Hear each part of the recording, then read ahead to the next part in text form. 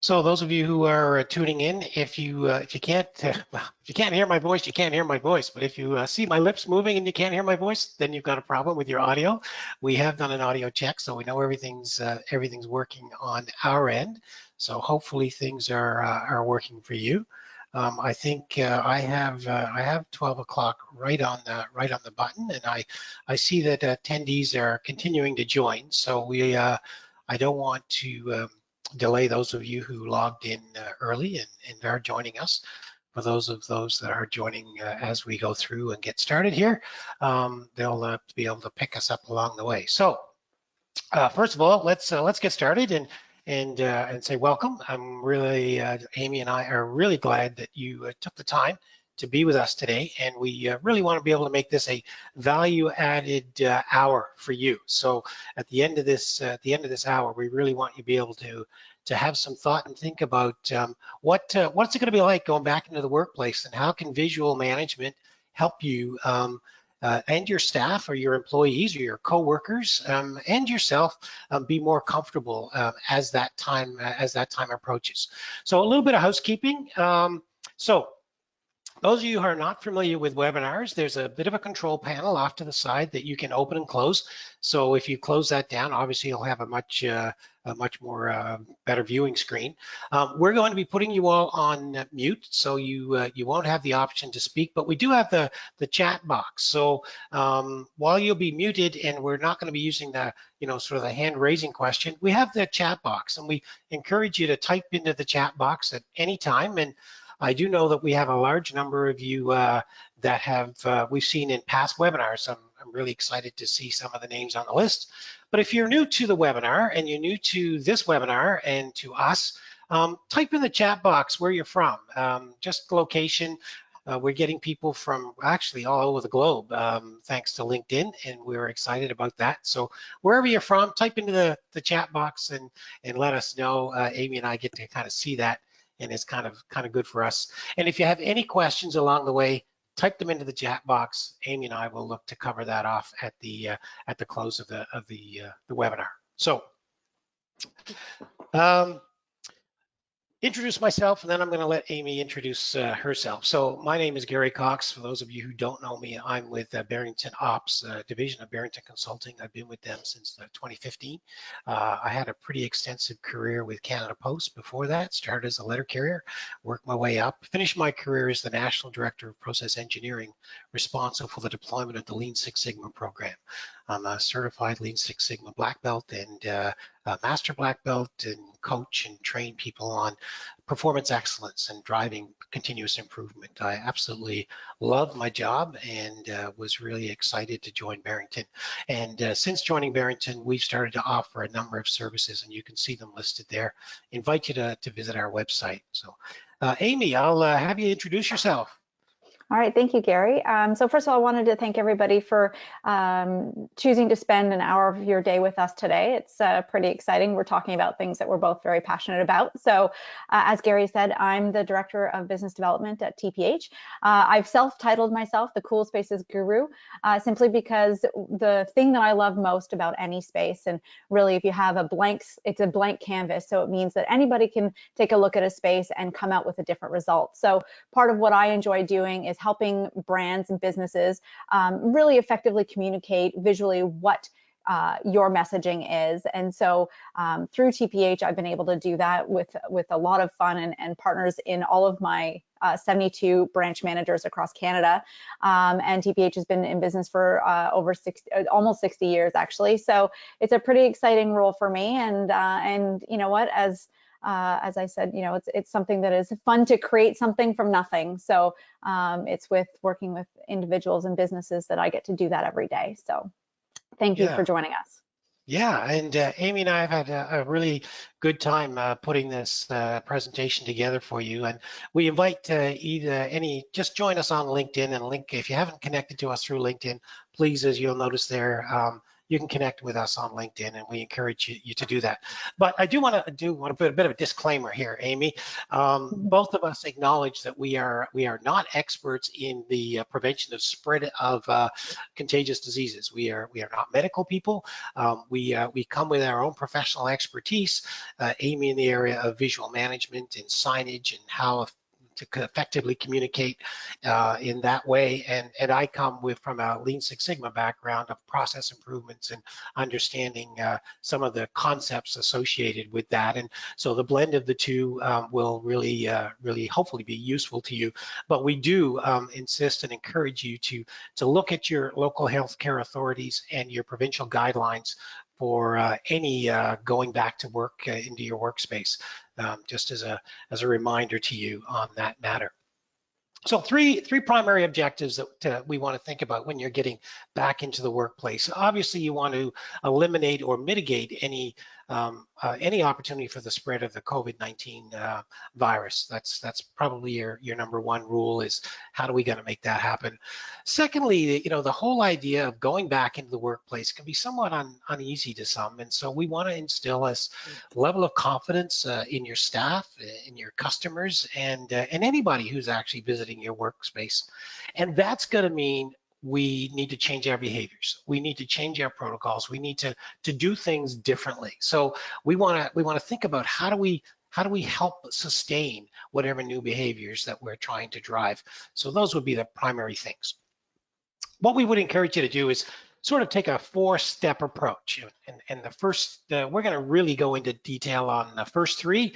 The third one we'll touch on, but creating an action plan and implementation of solutions requires a whole change management component that's a little bit too broad for this webinar. But we do want to help you identify the areas of risk. And how do you go about identifying the areas of risk?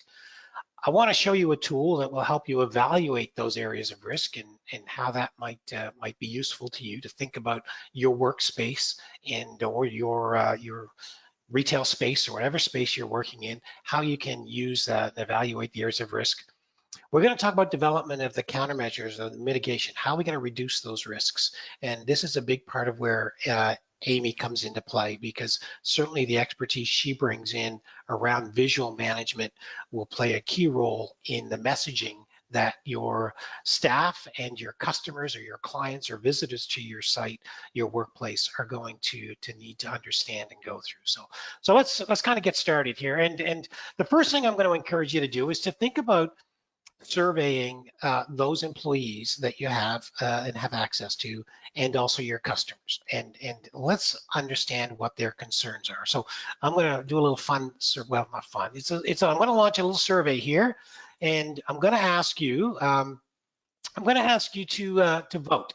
And what I'd like you to do is which one of these best suits you, and that is, do you have no concerns and you're ready to go back? If the province said with the right protocols in place, you're able to go back into the workplace. Where do you fall? So I see people voting away here.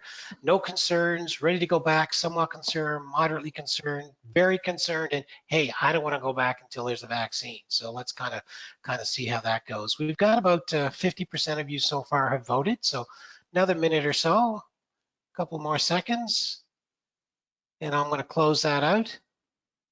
All right, those of you still coming in. Okay, I'm gonna close that off, and I'm going to share those results. And what you'll see is there's about 38% of you, or almost 40% of you, who are moderately concerned. Certainly, there are a very small few of you who are very concerned. Some of you with no concern, and then there's a few small groups that say, hey, I'm very nervous about going back and really don't want to go back until there's a vaccine. So those, that's interesting. It's an interesting to hear that. Amy, let me just ask you, when you think about surveying your employees and your customers and what you just saw there in those results, how does this play its role in the visual management or the expertise that you bring? I think really one of the things that it does is it allows me and everybody at TPH to really understand the level of concern and then what the volume of signage may need. Sometimes, people want to try and have so much signage, it's everywhere, but oftentimes it could just be overload. And so, with the right suite of products and materials and solutions, you can really create that messaging really well and still have that full spectrum of range of concern, whether there be none all the way through to very concerned. And to be honest, a lot of people that are extremely concerned probably won't be entering those places of business anyway. So it's then, really communicating how you can have people still interact with your business, but may not necessarily enter your space. Yeah, no, that's a really valid point.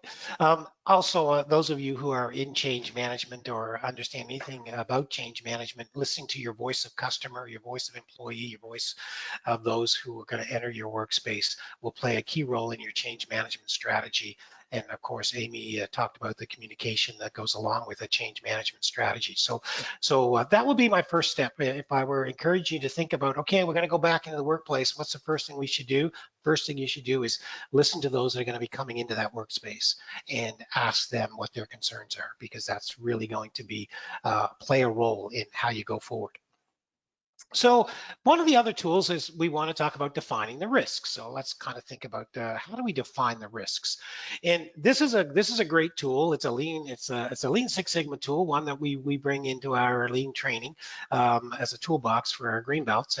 And really all it is, anybody can do it. You could get a floor plan, and whether you have a blueprint type floor plan or whether you simply draw your floor plan out on a sheet of paper, that's entirely up to you. But the object here is to look at the flow of traffic, and I say traffic meaning foot traffic, throughout your workspace. And so here we've got an example of, somebody's coming, some come through the elevator, some take the stairs, but you'll see everybody goes through that one doorway to come into this office. Now this is a typical office. You come in, you have a reception area, you have a kitchen, you might have boardrooms, you've got some common area, you might have you've got a washroom, you've got maybe you've got an IT room, various other rooms. And so you flow, in this case, every color represents a different person in this organization. And so we can very quickly see here where the hot spots are. Where are the areas that we might want to think about? The bottlenecks. Clearly the boardrooms, the elevator, the stairs, the main door, the bathrooms and kitchen, right? And then these triangles just represent other areas that may not need as high a focus. And so this is a really useful tool in helping you start to assess the risks associated with your particular work location. So again, easy to do. Don't have to be a scientist to figure this one out. You just lay it down and do that. Now, intuitively, you may know where people are going to move, but putting it down on paper like this really will serve as an advantage to you in a number of different ways, and Amy may touch on that a little bit later. So here's some common findings that we've found when we do this type of spaghetti diagram, especially as it relates to flow of people inside an organization. And we use visual management in the spaghetti diagram, not only for something like COVID prevention and signage, but just generally understanding flow of services and products through an organization. You could do the same thing by saying, hey, I've got this product and this is the departments or the people that touch this product. Might be also important for you to think about when you look at your processes that way. If you're producing a document that's getting passed from person to person, you might want to actually map that out through your process in a very similar way. So again, it's a common item that's being touched by different people, and you might want to think about these common items move around in our office space. We need to be conscious of that and who touches them. So here's some key things. I'm not going to go through the entire list, but some that I do want to point out to you, some may be very obvious, like boardrooms, washrooms, elevators, that kind of thing. But some things that we don't necessarily think about, like, for example, the common things in the photocopier room, the stapler, right, as an example. Maybe you have shared terminals in your particular facility where many people use a single terminal to gather information or upload information. Those are the kind of things that you're going to want to really focus on and think about. Again, the mapping it out with a spaghetti diagram really brings that to light and to the surface. It's what I want to encourage you to think about. So then we start to think about the areas of risk. How are we going to determine and evaluate the areas of risk? So we couple of factors, and this is just an example that you could use in your own evaluation of risk. You could, for example, one of the first things you want to think about is, how many people are using this space at any one time, because that's kind of important. If you've only got 1 or 2 people, then obviously the mitigation is not going to be as high as if you have, 10, 15, 20 people in a compressed space. So you need to think about how many people are using the space at any one time. You need to think about the square footage per person within that space. So, I mean, you could have a lot of people in a really big space, and you can spread them out. So, understanding the square footage per person, understanding the number of items that are being shared.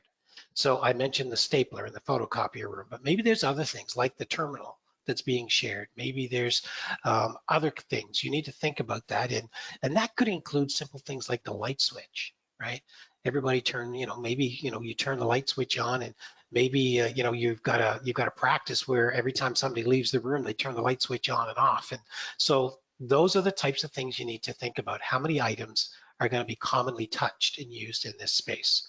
Obviously, frequency of cleaning. There's a greater risk the longer between if you're cleaning something after every use, then obviously the risk is a lot lower than if you're only cleaning something once a week, as an example.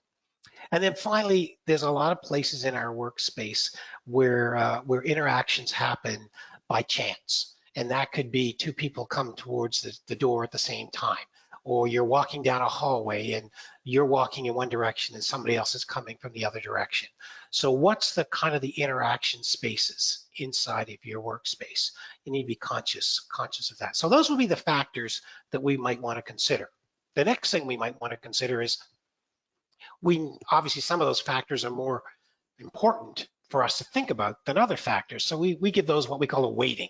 Simply take a score of 100 and you divide it up, and you say, in our case, we would say this example, the number of square feet per person while that space is being used is more important than the number of the shared items in that space, as an example. And so we would weight them. And here you see some weightings that we've applied to each one of these just for this example purposes. You would need to create your own with your team. Your back to work team should think about creating something like this and weighting each of those factors and getting to consensus to say, hey, this is what we want to weight. We want to weight these this way. Then comes kind of the mathy part. This is the kind of part I like, but some people might think it's a little overkill, but I believe it will help you in understanding and identifying the greatest areas of risk with a little bit more certainty than you're thinking. Just saying, oh, I think this is going to be a problem or this is going to be a problem. This helps you quantify the concerns you might have.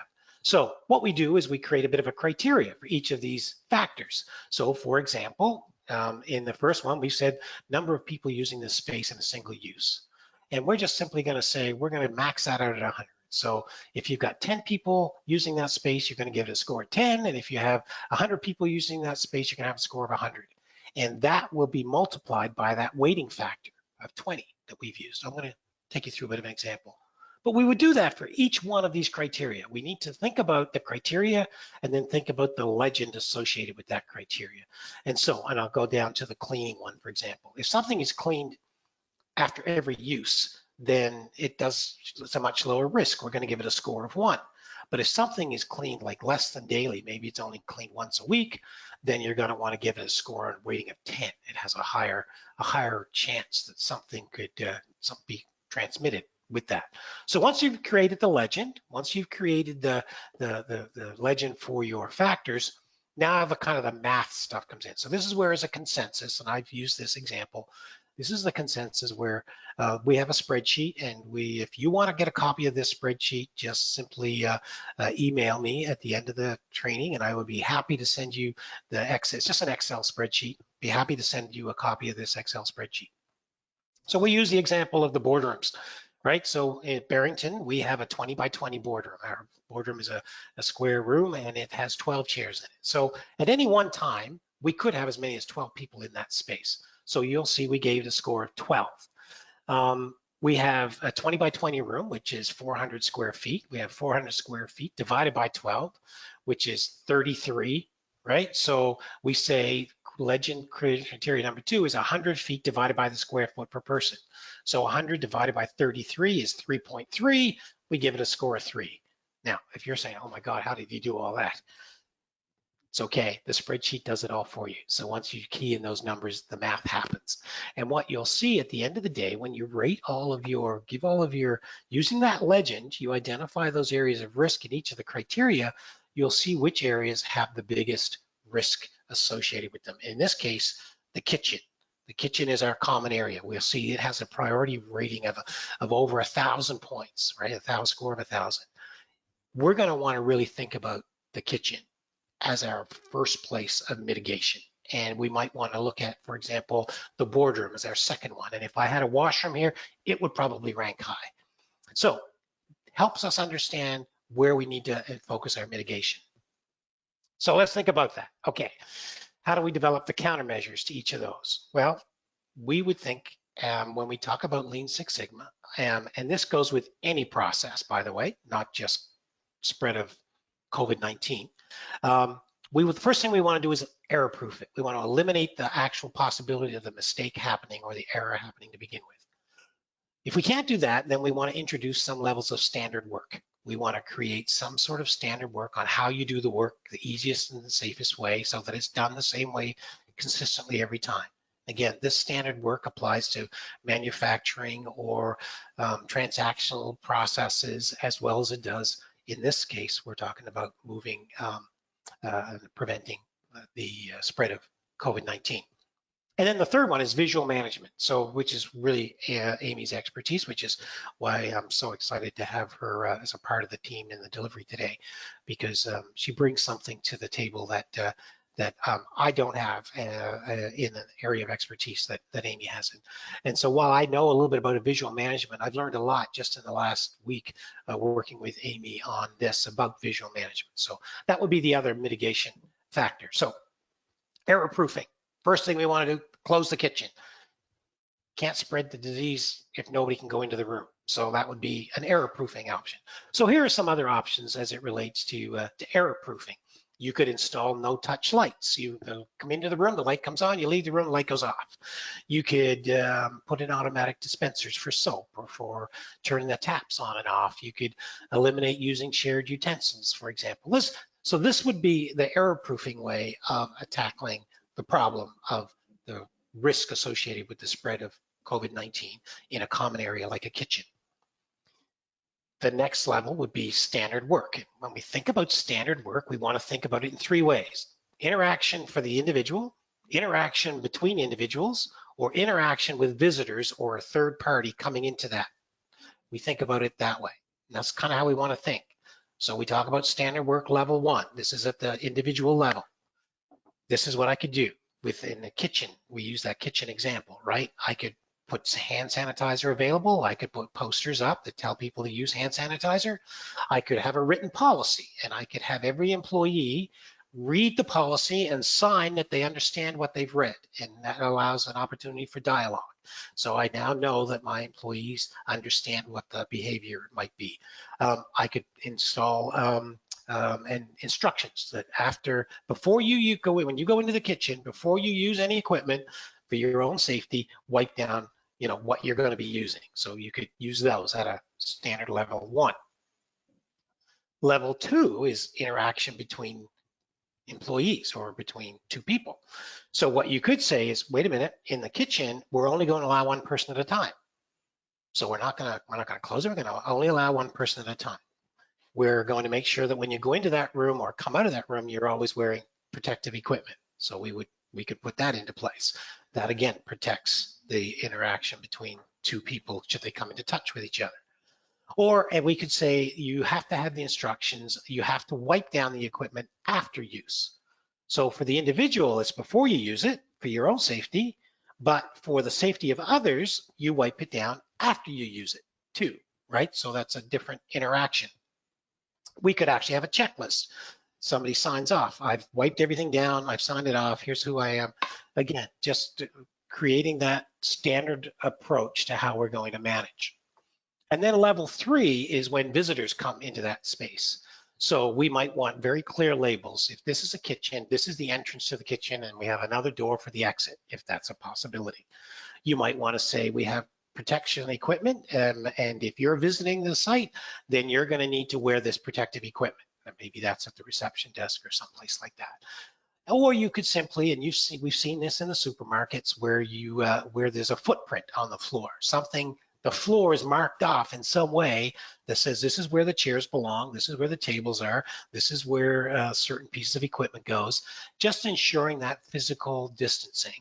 You can set footprints up. So a visitor coming into the space looks down and goes, I know what to do here. I know where I'm supposed to sit. I shouldn't move the chair over from there to here because now I'm violating the rules of the organization. This is what we call standard work.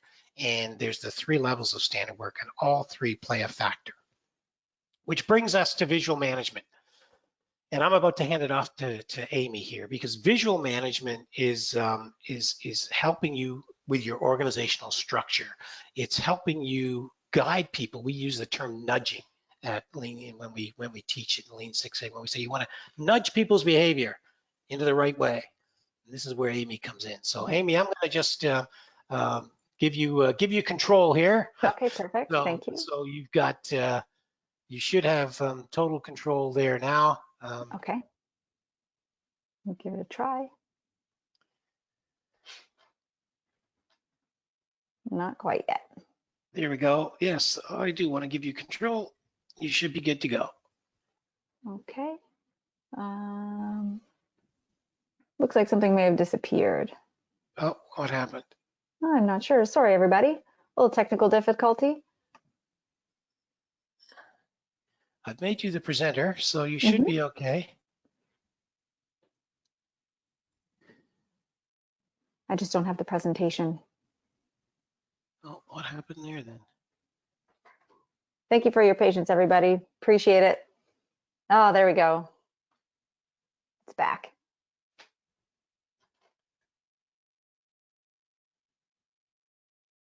All right, so what I'll do is I'll advance the slides. I don't know why it worked in practice yesterday, so. Okay. All right, So no worries. I can advance the slides for you, Amy, from this end, so no problem. All right, so we're just going to talk about the impact of signage. So if you're, Gary, if you're able to advance to the next piece, I want to share with everybody just a little sign, a photo I took actually about 11 years ago in Tobermory, Ontario. And this really allows you to see, you know, where signage can be quite confusing. So if you look at this image, immediately it tells you there's parking to the left, and then right below it, it says no parking. So immediately you can see that there's some confusion. So this is where, you know, knowing and understanding that signage is everywhere. And then if it is done well, it creates a positive experience. However, if it's done poorly, it can really create confusion, if not chaos. I mean, we've all experienced traffic on a highway. And so generally speaking, that's an instance where there's some signage that could be a little bit too close to others, and it creates confusion and then eventually chaos. So, you know, we'll thank the little town of Tobermory, Ontario for this beautiful example. So Gary, if you're able to switch to the next slide. I have given you back control. You have. See if you can try. Let's see what happens. Nope. There you go. There we go. Okay, so I think I went a little too far. So we've got 5 key areas of consideration. And so I'm going to run through these. This is a little bit of, you know, what I'm going to speak about. And so location, location, location is critical. Size does matter. Less, and in this context, text is more. Imagery wins, and then the shoe needs to fit. So I'm going to just speak a little bit about the image that I've got on the right. So here's a great example of some beautiful signage that's done quite well. You know, big giant words, you're able to see quite clearly, you know, what the messaging is. You know, an example in this, talking about location, location, location, is this image is actually on the inside of the glass. So you can already see that there's some reflection happening, and the wording at the bottom is fading out a little bit. So depending on the area that you're in, there may or may not be some rules around moving graphics from the inside of a window to the outside of a window. But if I were to be talking to this particular business, I would say to them, you know what, if there's an opportunity, I would maybe recommend that you put it on the outside, just to avoid some of the glare that, you know, may allow people to miss some of the messaging. So we're going to revert back to, you know, Gary's conversation about the spaghetti diagram, and really, you know, the importance of traffic flow and bottlenecks and identifying those, because that really plays into, you know, where signage needs to go. So the timing in which you interact with signage is critical. You know, if it's too soon or if it's too late, or if the positioning of that signage is too high or too low, you're really not going to receive the messaging properly, or you may miss it altogether. Here's an example on the right-hand side of, you know, a beautifully laid out washroom, and I'm going to call your attention to a few things. So in this example, you see a sign right at the back of the room, and in it, it actually talks about the capacity of that space. So what's interesting is that once you're already in the space, learning about the capacity is a little late. So repositioning where that particular signage needs to go will allow people to know what the messaging needs to be prior to entering. So knowing how many people should be in that washroom at any given time is a critical piece of information prior to entering. Then, you know, the next point is, if I can get there, sorry guys. Oh, there's a little bit of a delay. That's where it, so basically, you know, the next stage is to think, you know, your eye goes where you go. So basically in this, you're looking at a few key pieces. Immediately, you're going to notice on the floor, there's some areas that tell you exactly where you need to stand. And once you're standing in that position, you've got some great messaging that reminds you that you need to be washing your hands. So in this case, you need to be able to know where signage needs to be in order for people to understand what actions they need to take. So now we're going to talk about how much size matters. And so I'm going to, you know, bring to your attention my local grocery store that's not too far from my home. And there is some signage that you can see or may not be able to see too clearly, where I'm standing about 6 feet away from some messaging that they've got outside of their store. What you can see though is that in this, you know, there's a lot of text as well as the sign is very small. So I'm going to refer to this as the Goldilocks effect. As we know, Goldilocks, it was too hot or too cold, too soft or too firm, and then you needed it to be just right. So in this case, this is a case of critical messaging that is too small.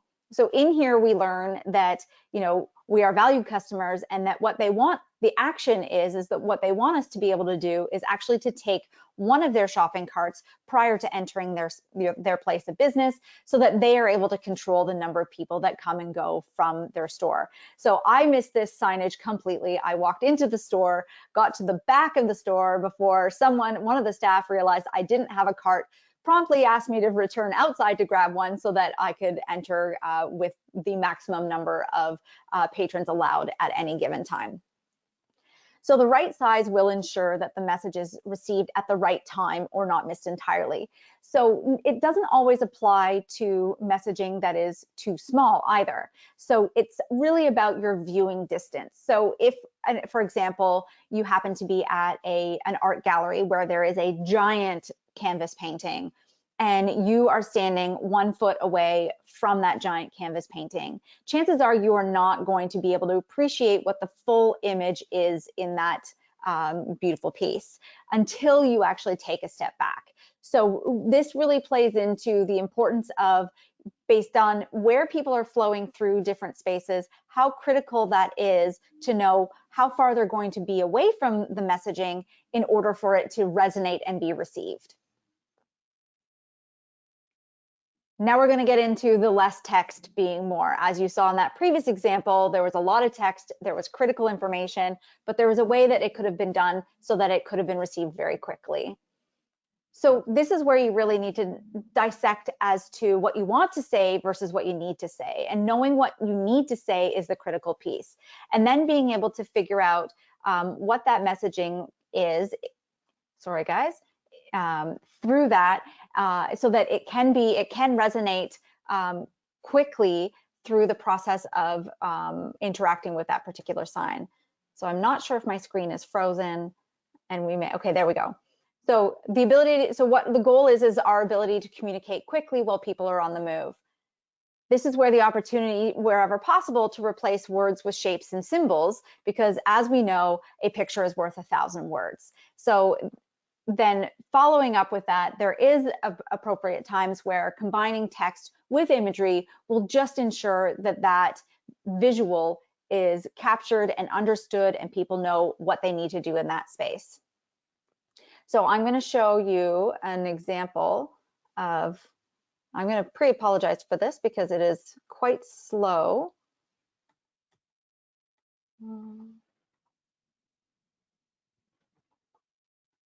Gary, I apologize. I seem to be having some trouble with this slide, so I might get a bit of your assistance on this. Hey, I There can we do go. that.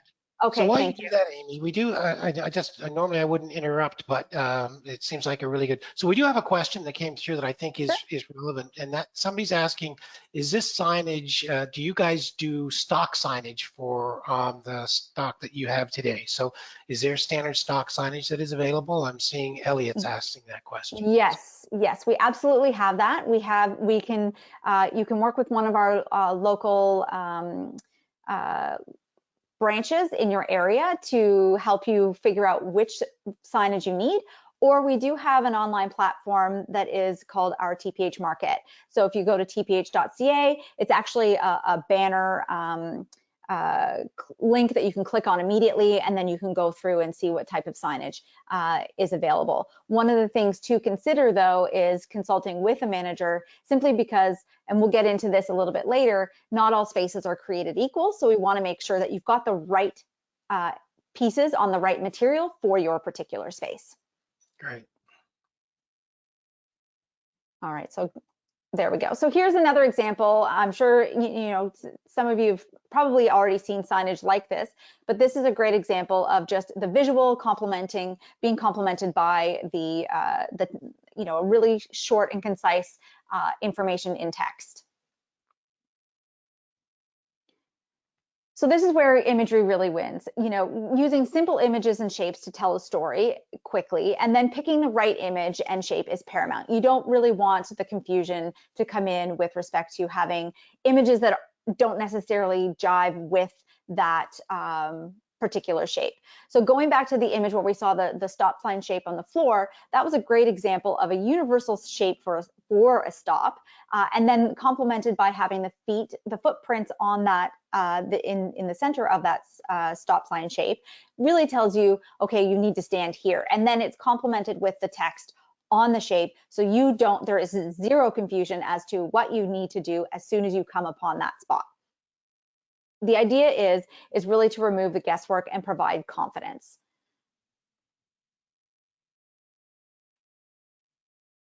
So we've seen these symbols before, the chevrons on highways. So again, this is an opportunity of where, you know, it's not only telling you a direction that you need to go as you're walking down this hallway, but the other thing is that it gives you the reminder of keeping a safe space between people ahead of you and then for people behind you, and then also reminding you that this is a one-way, and then some additional information just about, again, that reminder about how far you need to remain from other people.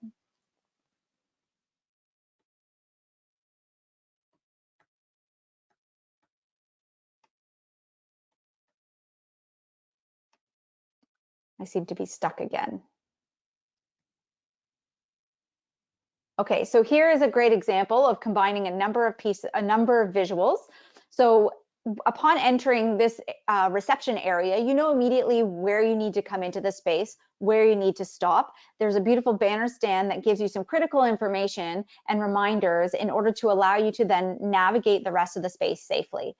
Upon interacting with the person at the counter, and you can see the acrylic wall, the divider up there in front of the reception person, you know that you need to take a turn to the left, and then you either can go up the stairs, in which there's a reminder of how far you need to stay away from other people, or you can turn right into the remainder part of the building.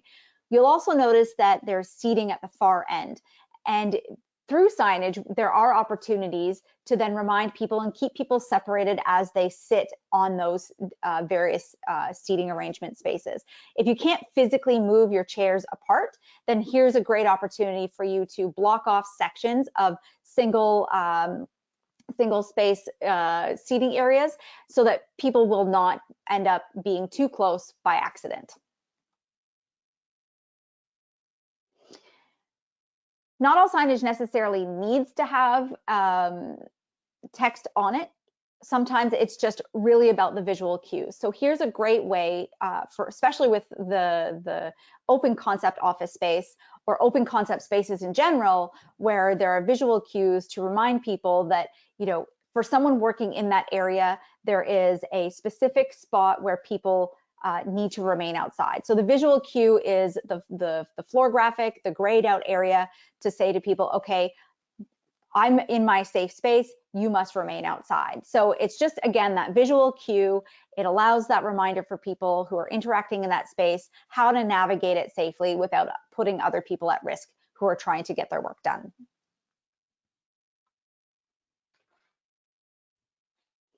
Again, other options of visual cues as reminders as people, you know, use different parts of spaces that are available, whether it's an office or a business or a retail space. All these reminders, again, are just making sure that as people come and go, that not only are the people that are working there, that are interacting in the space, that are maybe our customers, that everybody's coming and going safely.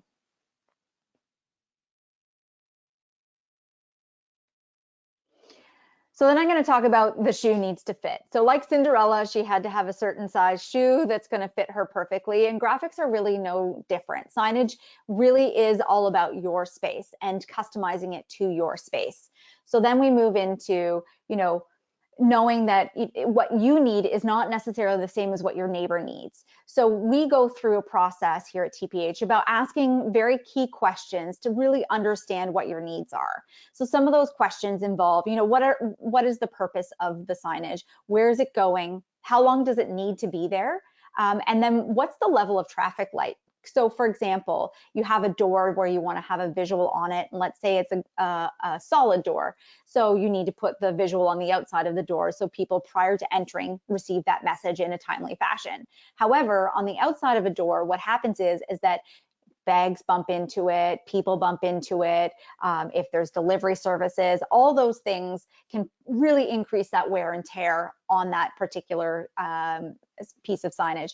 So positioning it in a way where it's going to reduce the interaction, or depending on, you know, if it's a glass door, there's certain rules and regulations around the percentage in which a graphic can cover a glass door. So we want to be able to take a look at what your doors and your spaces look like. So what is the traffic like? Because we're also going to offer and recommend other solutions if the traffic level is relatively low. Again, we refer back to what size makes sense, and then does it ever need to move? So you may have a space where, you know, in certain times of the year, it's got to function in one way, and then maybe other times of the year it's got to function in another. I mean, we don't necessarily want to be thinking that far and ahead, but I think it's prudent at this point to put that into your consideration, just because, you know, it just allows for that ability to be flexible as things evolve and change. So I'm going to go through some examples of some things that have been done well and why I like them, and some things that, you know, lack a little bit of luster. One thing to note is that, you know, we understand that this type of signage is not necessarily something that anybody really wants to buy. It is necessary. It's not promoting your brand or your business, but what it does do is the necessary of allowing people to come and go. But it doesn't mean that it doesn't need to be done beautifully. So we've got this example of a sidewalk graphic that's, you know, reminding people that a particular business is open and that people need to keep a safe distance, and also gives you that directional reminder of where to go. So this is a fun, beautiful visual that was done in Toronto area. And so, you know, it's impactful, it creates a statement, and it tells a message quite quickly. I'm gonna go back to my little grocery store. So I had to put a little arrow here in case everybody missed it, but you know, upon entry into our grocery store, I'll give them the, you know, the benefit of the doubt that the grocery store was experiencing a little bit of construction. But the gray on gray, as people are, you know, trying to read where to enter into the store, is a little bit left to be desired. I'll give them the credit, though, is that the size of the wording is quite good. It just isn't bold enough to really resonate with anybody coming and going from the space. It's not necessarily the COVID-19 signage, but I love this visual because immediately upon seeing it, you know exactly which direction you need to go and what this place is. So again, it's queuing up a few things, which is direction, and then you get a little bit of the story to the left. So it doesn't always need to be, you know, COVID related. It could just simply be a wayfinding process. And this is where we get into some of the modular or mobile solutions. So having opportunities to create signage where you can change the visual, you can move it around, you can redirect traffic as need be.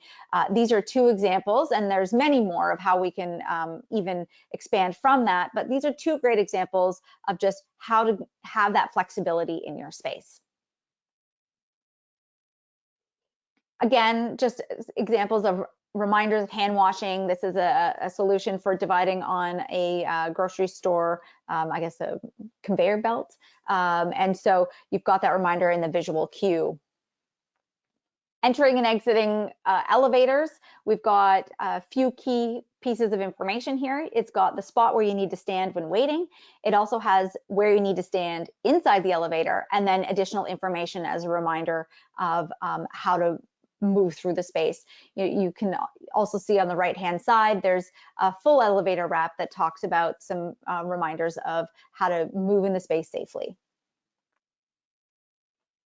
And then my poor grocery store. This little place is, I've already talked to the owner to see what we can do to help them out.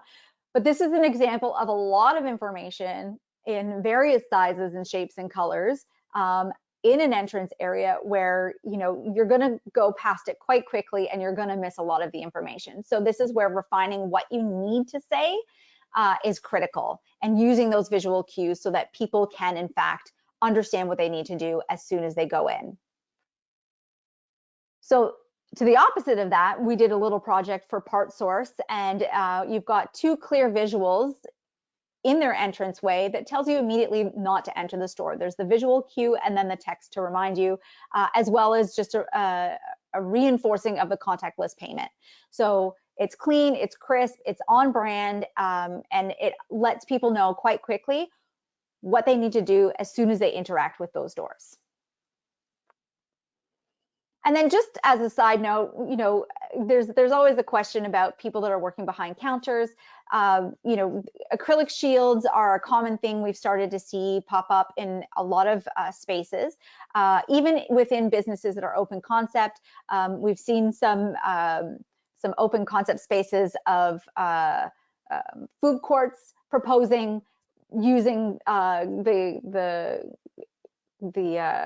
acrylic options to create visual dividers without impacting the visibility of people. So you still get a little bit of a face-to-face without, you know, really blocking it all off in cases where you're not actually able to move or remove seating.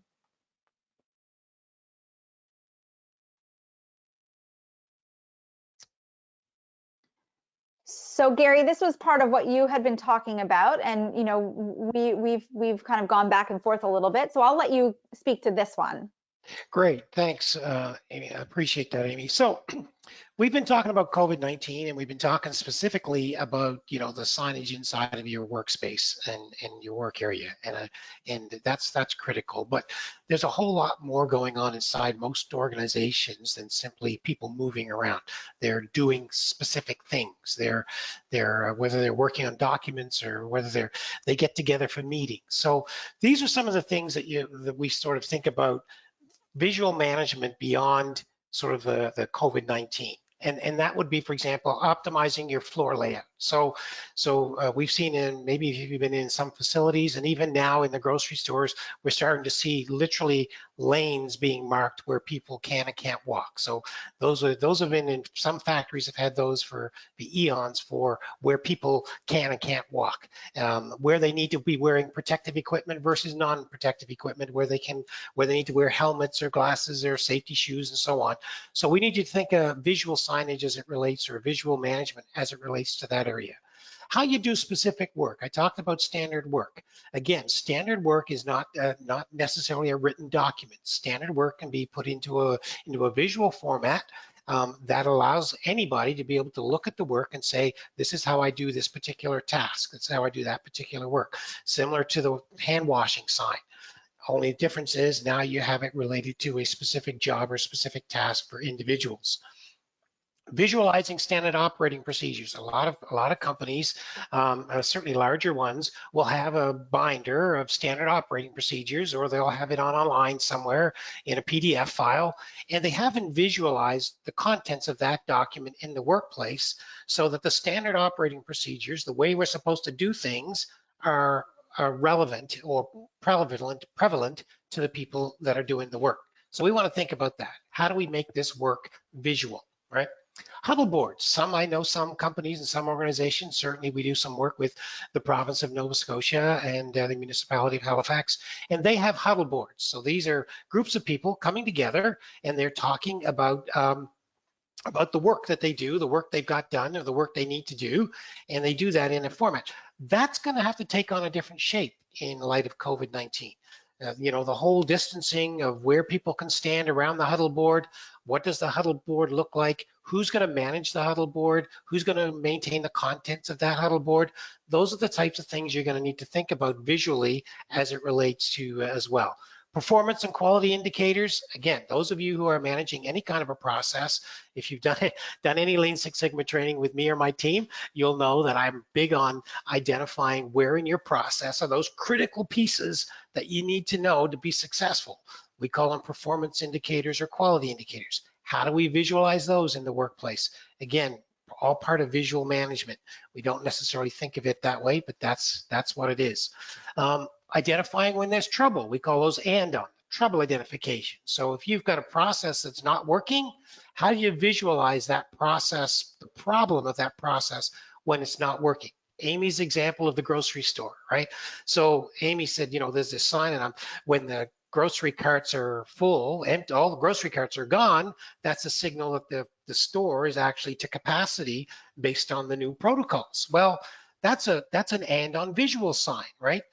Challenge was the sign that sort of prompted that behavior wasn't well located, and it wasn't of the right size, and it was a very wordy document on an 8.5 by 11 sheet of paper. So we want to be able to use visual management to help identify when there's problems in our process, whether it's that way or not. We talk about supermarkets, which is kind of what we think of supermarkets generally as places we buy food and supplies, but supermarkets in a lot of organizations are simply where things are being kept and drawn from. So that could be a parts department. It could be in anywhere as it relates to a photocopy shop with supplies and so on.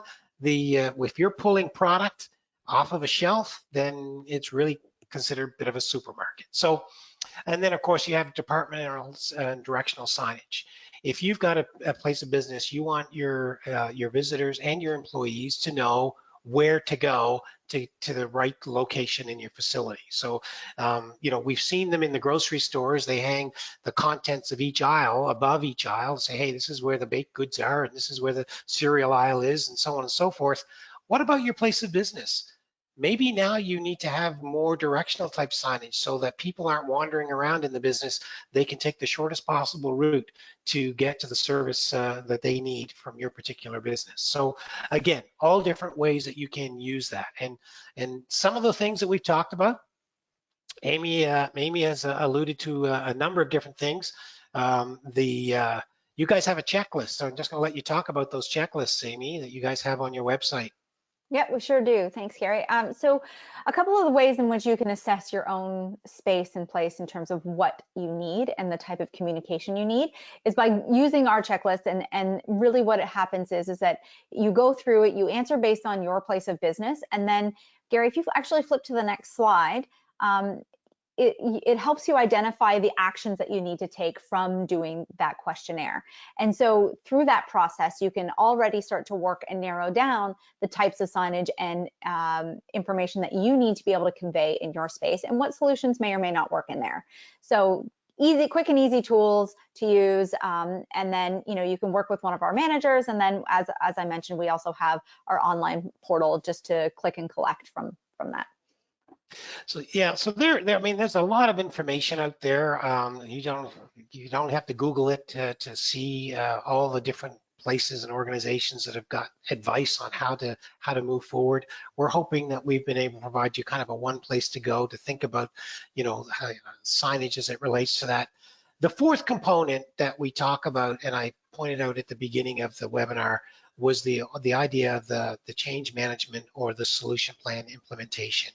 And this really brings and closes together all the components that Amy and I have talked to you about, right? You need to know who needs to get what message. So that's what you need to think about. I've done the survey of my customers. Not everybody needs the same type and level of information. So in your change management strategy, ask yourself who needs to know, what do they need to know, when do they need to know it, and then sort of how am I going to relay that message? And there's a number of different ways, and the visual management way is one method, but you could use the internet, you could do through presentations, you could do it through webinars, you could do it through actually, the first time people arrive at work, you can meet them and greet them and you can tell them the new protocols. Or you can have an online portal or some other video method to do that. The important thing is here that you plan ahead how you're going to be successful in the long term. Change management strategy happens over the course of time, and I do want to encourage you to think about doing that. So we got a few minutes left for questions. So I'd be happy to, if you want to type into the chat or into the question box your questions, that would be awesome. We would get to know and see what you have to say. So Amy, we were talking earlier, while somebody types a question, I was asking you about how signage becomes basically transparent after a period of time. And what I mean by transparent, not fading away transparent. I'm talking about, it's there so long you kind of ignore it. You don't even see it anymore, right? How do you deal with that? Absolutely. In this particular type of signage, repositioning it is not necessarily an advisable thing because there's a reason why it's in that particular position. However, doing something as simple as just changing the color from what it was before to a different one, whether it be from a red to a green or a blue to a gray or something that's going to not only be eye-catching, but it's also just that little bit different that triggers your brain to look at it and be like, oh, hey, there's something new here, I should pay attention. So simple color change is really the easiest, even though in this type of visual, the messaging does need to be the same. So one of the things in which, Gary, we talked earlier about how often that would adjustment need to be made. It's not necessarily a need, but what we found, especially in working with a lot of retail companies, is a lot of times what they'll do is they'll find that the optimum time to make a change with the visual signage in their space is about every quarter. And the reason why they do that is they find that as people are coming and going on a regular basis, they're not necessarily seeing something new. Within about 3 months, it gets a little stagnant. And so making that adjustment, on a quarterly basis is a good idea. This isn't necessarily meaning to say that you need to change it to 4 different colors. Maybe you have 2 that are your primary colors for your brand, and you do 1 set for the first quarter, change it out to the other color, go back to the first one, and then you can finish off with the final color on the remainder of the year. So that's a really good way to not necessarily recreate the wheel, but just make small adjustments that create those visual cues. Yeah, no, I think that's really really important as well. And the other thing that when we were getting ready, we were talking about it, and I was saying, you know, signage at eye level, and you were saying, well, eye level for me is not the same as eye level for you. Yes. So talk a little bit about where placing of signage, and I think about that in a manufacturing or any work environment. You got to place the message where people will get it, and you mentioned that before too. Yeah. So a universal height is actually 72 inches from the ground. So working with a lot of retailers, again, when they've got any text or critical messaging that they want people to notice, is they really focus everything from, that 72-inch from the ground height, simply because I'm 5 feet tall. I was saying to Gary, my husband's 6 feet tall, so we have two very different eye levels. But because our the way in which we move about retail spaces and a lot of places where there is signage, for me, I'm generally looking up anyway, and so that 72-inch height is a natural spot for that information to be. However, you do need to keep in mind as to what that messaging is and whether adjusting it to that height actually in fact makes sense. So this is where, if you're talking about a light switch, you're going to want to have it right next to the light switch. So this is part of what, Gary and his team do, is take a look at where the flow of people go, and then our role is what signage complements the messaging that needs to happen, and then how soon does that need to resonate. So we work with a lot of companies on making those decisions and the type of signage in order to represent what that messaging needs to be so that it resonates effectively. Great, awesome. Well, I see we're out of time. What I'm, we've got an upcoming encore webinar for those of you who had seen one of our previous webinars called Lean ABP, or Activity-Based Planning.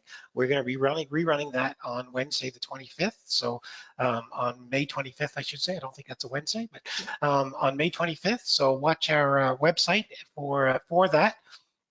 If you need to get in touch with anybody from the printing house or TPH or Barrington, our email addresses are there. We encourage you to do that.